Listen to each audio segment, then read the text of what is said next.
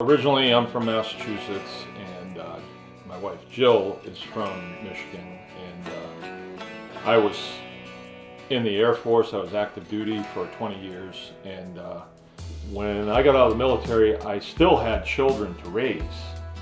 And I knew how I wanted them to be. I wanted them to have that advantage of the farm kid advantage because they know how to do anything. We bought this farm a year before I got out. I made an agreement with the previous owner, and when I got out, we made a beeline here, and of course we didn't really know what we were doing. We thought we did. We thought we knew what it meant to be a farmer, but it wasn't really the case because there was a pretty steep learning curve. Then you come into an agricultural community, it's quite different, because everybody has their thing that they do, and it seems like, well, you're supposed to do a lot of one thing in order to be a farmer. And so we did that for a while. We raised a lot of pastured poultry and a lot of pigs for a while, and had accounts, had customers, had delivery routes, had employees, did some farmers markets as well, and we were just running. It was like a blur.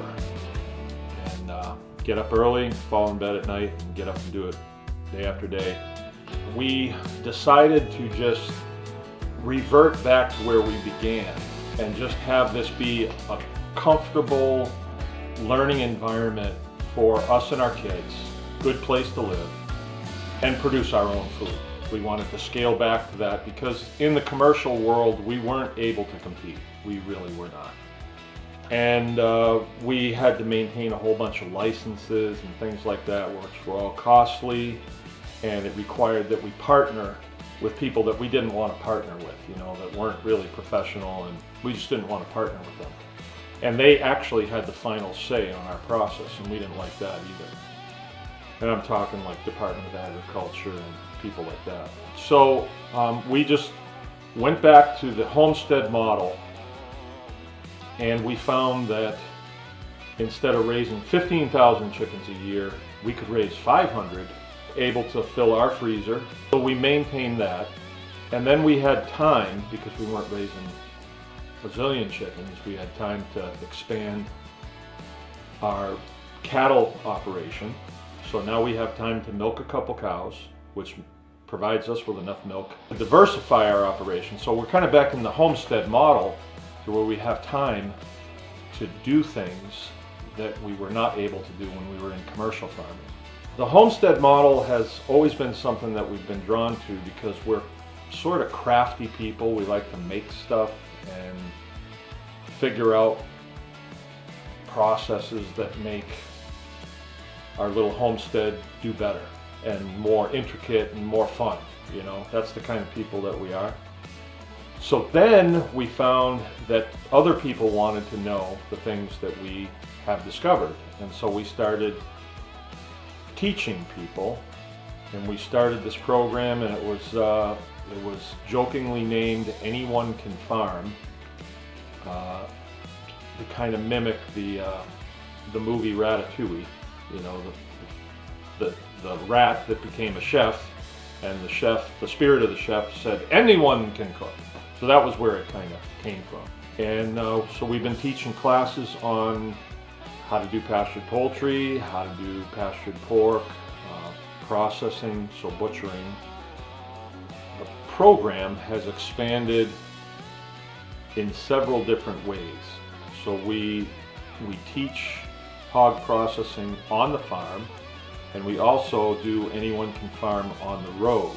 So then we'll take it to other farms, and then they draw a crowd. We conduct the class. Everybody gets their hands dirty.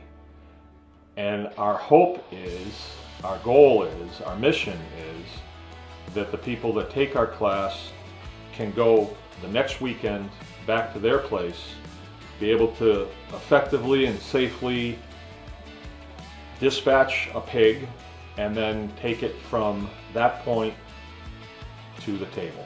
My phone's ringing, and I don't like to turn people away on knowledge, And so what we did is we said, we'll dedicate one night a week to a 1-hour program of question and answer.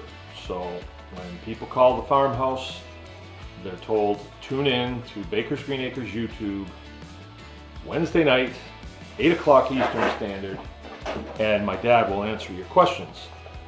So it was supposed to just be an hour, but then it started to be an hour and a half, and then it started to be 2 hours, and then it started to go from there. So now we're at 5 nights a week, and I'll just pick a subject and I'll expound on it and go to the whiteboard and joke around and tell our experiences with the process, and I talk about things I want to do, things that I used to do, and then people will ask crazy questions and we'll go off on that. We're getting people who didn't even know that they could farm to now say that anyone can farm.